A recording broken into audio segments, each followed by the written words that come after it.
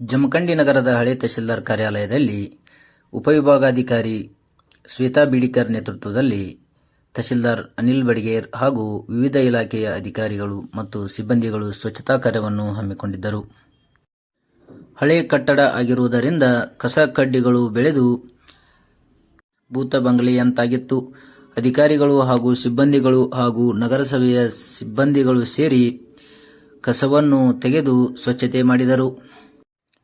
ಕೆಲಸಕ್ಕೆ ಬಂದಿರುವ ಸಾರ್ವಜನಿಕರು ಬಳಸುತ್ತಿರುವ ಶೌಚಾಲಯ ಮಾತ್ರ ಗಬ್ಬೆದ್ದು ನಾರುತ್ತಿದೆ. ಅದನ್ನು ಅಧಿಕಾರಿಗಳು ಸ್ವಚ್ಛತೆ ಮಾಡಿಸುವುದಾಗಿ ತಿಳಿಸಿದರು.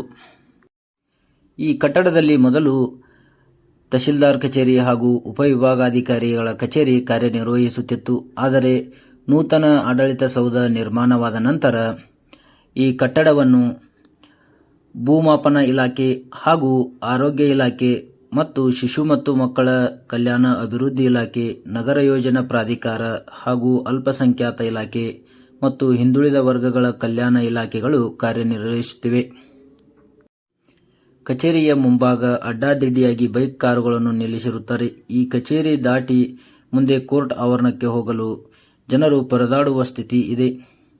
ಹೀಗಾಗಿ ಒಬ್ಬ ಗಾರ್ಡ್ ಸಿಬ್ಬಂದಿಯನ್ನು ನೇಮಕ ಮಾಡಿಕೊಂಡು ನಿರ್ವಹಣೆ ಮಾಡಲು ಉಪವಿಭಾಗಾಧಿಕಾರಿ ಶ್ವೇತಾ ಬೀಡಿಕರ್ ಸೂಚಿಸಿದರು.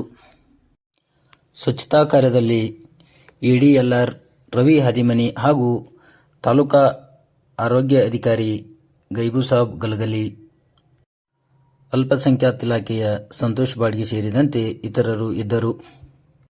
ಇವತ್ತಿನ ದಿನ ನಮ್ಮ ಹಳೆಯ ತಹಶೀಲ್ದಾರ್ ಕಚೇರಿ ಆವರಣದಲ್ಲಿ ಸ್ವಚ್ಛತಾ ಕಾರ್ಯಕ್ರಮವನ್ನು ಹಮ್ಮಿಕೊಂಡಿದ್ವಿ.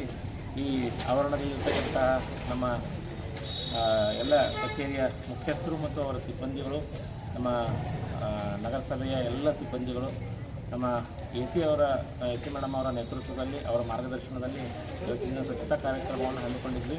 ಬಹಳಷ್ಟು ಸ್ವಚ್ಛತೆಯ ಕಾರ್ಯಕ್ರಮಗಳು ಎಲ್ಲ ಕೂಡ ಇವತ್ತಿನ ದಿನ ಎಲ್ಲ ಸಿಬ್ಬಂದಿಗಳ ಸಮ್ಮುಖದಲ್ಲಿ ಆಯಿತು.